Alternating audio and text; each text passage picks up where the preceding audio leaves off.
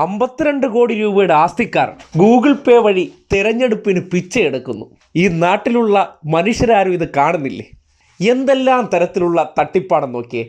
എൻ്റെ കൈവശമുള്ള 52 കോടി, എൻ്റെ 2 ഭാര്യമാർ, ഒന്നല്ല എൻ്റെ 2 ഭാര്യമാരുടെ കൈവശമുള്ള 10 കോടി വേറെ, അതിൽ നിന്നൊന്നും 1 രൂപ ചിലവാകാതെ ഈ കൈ നനയാതെ നത്തക്കിയെടുക്കുമെന്ന് പറയുന്നില്ലേ, അതാണ് നമ്മുടെ അമ്പൂക്കാൻ്റെ തന്ത്രം. ആ തന്ത്രം എത്ര വിദഗ്ധമായിട്ടാണ് സോഷ്യൽ മീഡിയയിലൂടെ പറയുന്നത്.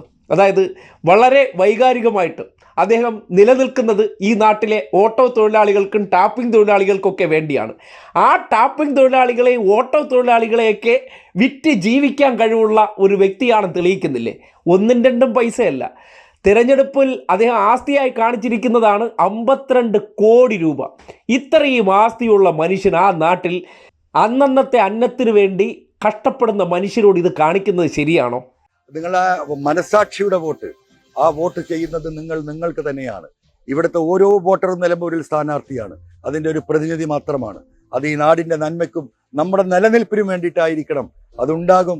നിങ്ങളുടെ സഹായങ്ങൾ, നിങ്ങളുടെ പ്രാർത്ഥനകൾ, നിങ്ങളുടെ മറ്റു തരത്തിലുള്ള എല്ലാവിധ സഹായങ്ങളും ഈ തെരഞ്ഞെടുപ്പിൽ ഉണ്ടാകണമെന്ന് സ്നേഹപൂർവ്വം അഭ്യർത്ഥിക്കുകയാണ്. അതോടൊപ്പം എനിക്ക് പറയാനുള്ളത്, എൻ്റെ സാമ്പത്തിക പരിമിതികളെക്കുറിച്ച് ഞാൻ മുമ്പും സൂചിപ്പിച്ചതാണ്. എത്രയോ കോടി രൂപയുടെ സ്വത്തും എനിക്കുണ്ട്. പക്ഷേ ഒരു സെന്റ് ഭൂമി പോലും വിൽക്കാൻ കഴിയാതെ, അതെല്ലാം മിച്ചഭൂമി കേസെന്ന് പറഞ്ഞ് കേസിട്ടുകൊണ്ട് അനങ്ങാൻ കഴിയാത്ത അവസ്ഥയിലാണ്. ഒരിക്കലും ഒരു തെരഞ്ഞെടുപ്പിനുള്ള മുൻകരുതലുകളോ പ്രിപ്പറേഷനോ എൻ്റെ ഭാഗത്തുനിന്ന് ഉണ്ടായിട്ടില്ല. അതുകൊണ്ടുള്ള സാമ്പത്തിക പ്രതിസന്ധിയെക്കുറിച്ച് ഞാൻ പറഞ്ഞിട്ടുണ്ട്. സ്വാഭാവികമായും ഇതിനോടൊപ്പം ഒരു ക്രൗഡ് ഫണ്ടിങ്ങിന് എന്നെ സഹായിക്കാമെന്ന് ആയിരക്കണക്കിന് ആളുകൾ മെസ്സേജ് അയച്ചിട്ടുണ്ട്, പലരും വിളിച്ചിട്ടുണ്ട്. നിങ്ങൾക്കൊക്കെ കഴിയുന്ന വിധം നിലമ്പൂരിലെ വോട്ടർമാർ ഒരു 10 രൂപ മാനസിക ധാർമ്മിക പിന്തുണ അർപ്പിക്കാൻ വെറും 10 രൂപ അല്ലെങ്കിൽ 1 രൂപ വെച്ചിട്ട് നിലമ്പൂരിലെ വോട്ടർമാർ ഈ അക്കൗണ്ടിലേക്ക് അയക്കണം. കണ്ടില്ലേ, നല്ലൊരു കച്ചവടക്കാരനാണ്, നല്ലൊരു ബിസിനസ് മൈൻഡുള്ള വ്യക്തിയാണ്. ഓരോ രൂപ വെച്ച് അയച്ചാലും മതി. കാര്യം 1 ലക്ഷം പേര് അയക്കണമെങ്കിൽ 1 ലക്ഷം രൂപ ചുളുവിന് കിട്ടിയില്ലേ. പക്ഷേ ഉദ്ദേശം അങ്ങനെയല്ല. 1 രൂപയെങ്കിലും ചോദിക്കുമ്പോൾ ആ ദൈന്യാവസ്ഥ കണ്ടുകൊണ്ട് കൂടുതൽ അയക്കാൻ ചിലർ തയ്യാറാകും. പ്രത്യേകിച്ച് റമദാൻ മാസം കൂടിയാണ്. അതും കൂടി നമ്മൾ ഉപയോഗപ്പെടുത്തിക്കൊണ്ട് വിശാലമായിട്ട് ഗൂഗിൾ പേ വഴി അയക്കുകയാണെങ്കിൽ ചുളുവിന് 10 പൈസയുടെ പണിയെടുക്കാതെ പണം കിട്ടിയില്ലേ. ഇനിയിപ്പോൾ അണ്ടർഗ്രൗണ്ട് പാലം വലിക്ക് കോൺഗ്രസ്സുകാരെ നിന്ന് കിട്ടാനിരിക്കുന്നത് വേറെ. ഈ കച്ചവടം എന്നൊക്കെ പറഞ്ഞ രാഷ്ട്രീയത്തിൽ ഇറങ്ങി നിന്ന് ഇത്ര വിദഗ്ധമായിട്ട് പൈസ അടിക്കാനുള്ള ആ തന്ത്രം നോക്കണേ.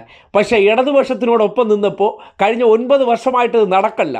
2021 കാലഘട്ടത്തിൽ നിങ്ങൾ കണ്ടതല്ലേ, ആഫ്രിക്കയിൽ പോയി വേറെ കച്ചവടത്തിന്, ഇവിടെ നിന്നിട്ട് രാഷ്ട്രീയ കച്ചവടം ഇടതുപക്ഷത്തിനോടൊപ്പം നിന്ന് നടത്താൻ പറ്റില്ല.